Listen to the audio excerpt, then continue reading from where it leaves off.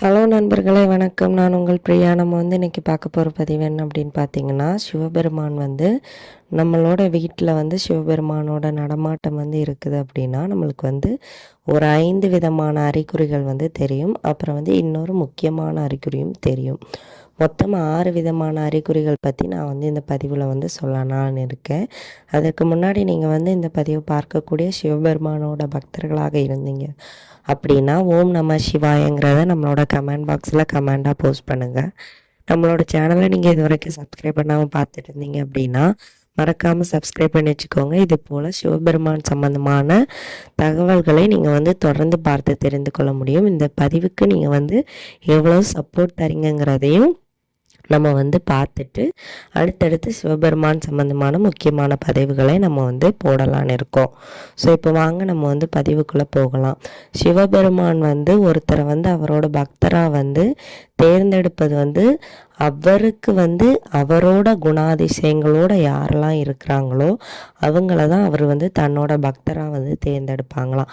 அதே மாதிரி சிவபெருமான் ஒருத்தர் சிவபெருமானோட தீவிர பக்தராக மாறிட்டு வராங்க அப்படின்னா சிவபெருமான் அவங்கள அழைப்பாங்களாம். நீங்கள் என்னை பார்க்குறதுக்கு கண்டிப்பாக வரணும். அது அந்த அழைப்பு யார் மூலமாகவாவது இருக்கலாம். இப்போ உங்களுக்கு தெரிஞ்சவங்க உங்களை கூப்பிடுவாங்க, இன்னைக்கு பிரதோஷம், நம்ம சிவபெருமான் கோயிலுக்கு போகலாமா, இல்லை இந்த சிவபெருமான் கோயிலுக்கு போனால் நம்மளுக்கு இப்படி ஒரு நல்லது நடக்கும் இப்படின்னு யார் மூலமாவது சொல்லி உங்களுக்கு ஒரு விஷயம் நல்லதாக நடக்கும் அப்படிங்கிறதையும் அவர் உணர்த்தி உங்களை அவரோட கோவில்களுக்கு கூப்பிடுவாராம். ஸோ இப்படி தான் சிவபெருமான் தன்னோட பக்தர்களை தேர்ந்தெடுக்கிறார். அவரோட குணாதிசயம் கொண்ட முக்கியமான நபர்களை தான் அவர் தன்னோட பக்தர்களாக தேர்ந்தெடுப்பாராம். சிவபெருமானோட பக்தர்களாக ஒருத்தவங்க இருக்கிறாங்க அப்படின்னா அது இன்ஸ்டண்ட்டாக நடக்கக்கூடிய ஒரு விஷயம் கிடையாது.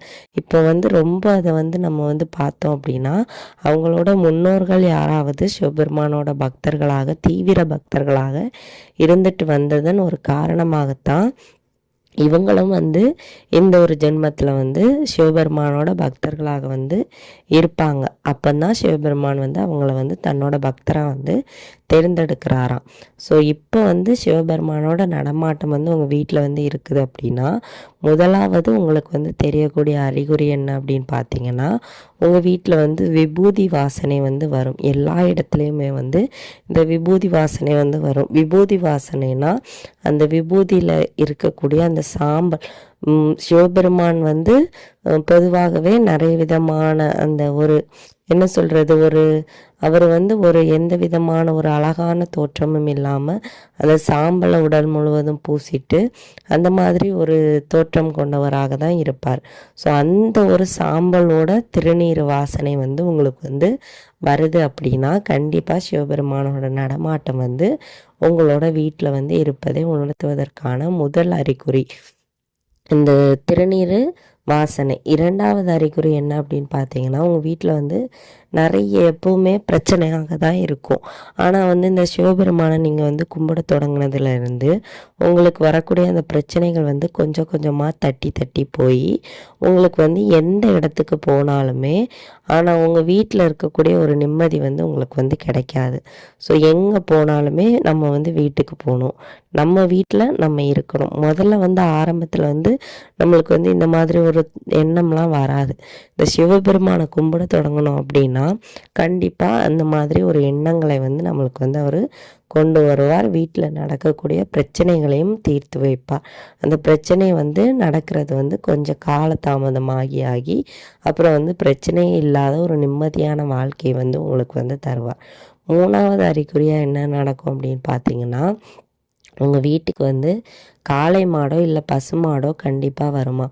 காளை மாடு நந்தீஸ்வரர் சிவபெருமானோட வாகனம். இப்படி உங்கள் வீட்டுக்கு காளை மாடோ பசு மாடோ வந்தால் கண்டிப்பாக அதுக்கு ஏதாவது உணவோ தண்ணீரோ கொடுங்க. ஸோ காளை மாடு கண்டிப்பாக சிவபெருமான் இருக்க இடம் நந்தீஸ்வரருக்கு தெரியும். ஸோ அதனால் காளை மாடு நம்ம வீடுகளுக்கு தேடி வரும். கண்டிப்பாக நம்மளோட முன்னோர்களோட முன்ஜென்ம அந்த கர்ம வினைகள் குறைவதற்கு நம்ம இதை ட்ரை பண்ணலாம். அந்த வரக்கூடிய அந்த காளை மாடுகளுக்கும் பசு மாடுகளுக்கும் நம்ம வந்து உணவு வந்து கொடுக்கலாம், தண்ணீர் கொடுக்கலாம். உங்களால் முடிஞ்ச ஏதாவது சின்ன புல்லோ பூ செடியோ ஏதாவது பறித்து கொடுக்கலாம். அப்புறமா வந்து 4வது அறிகுறி என்ன அப்படின்னு பார்த்தீங்கன்னா, வீடுகளுக்கு வந்து பறவைகளில் வந்து குறிப்பாக சொல்லணும்னா சிட்டுக்குருவி வந்து வர்றது வந்து ஒரு சிவபெருமான் வந்து நம்மளோட வீட்டுக்கு வருவதற்கான ஒரு அறிகுறி. அப்புறம் வந்து அடுத்த அறிகுறியாக என்ன தெரியும் அப்படின்னு பார்த்தீங்கன்னா, நாய். சிவபெருமான் வந்து நம்மளை வந்து அவர் வந்து பைரவர் வந்து அவரோட வாகனம் என்ன அப்படின்னு பார்த்தீங்கன்னா நாய் தான்.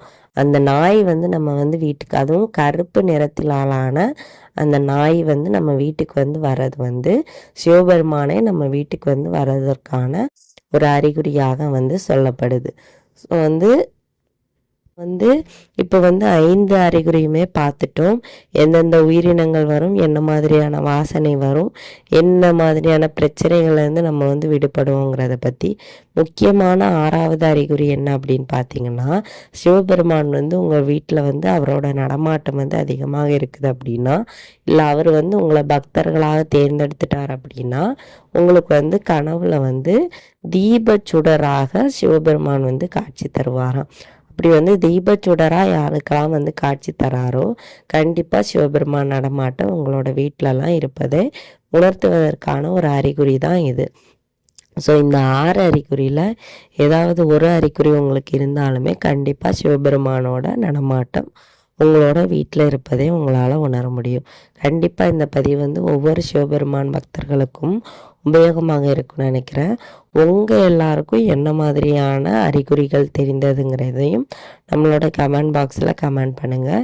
இந்த வீடியோவின் முழு பதிவை நீங்கள் பார்த்துருந்தீங்க அப்படின்னா மறக்காமல் ஒரு லைக் பண்ணுங்கள். உங்களோட நண்பர்களுக்கும் இந்த பதிவை ஷேர் பண்ணிவிட்டு நம்மளோட சேனலையும் சப்ஸ்கிரைப் பண்ணி வச்சுக்கோங்க. இந்த வீடியோவின் முழு பதிவை பார்த்த அனைத்து நண்பர்களுக்கும் மிக்க நன்றி.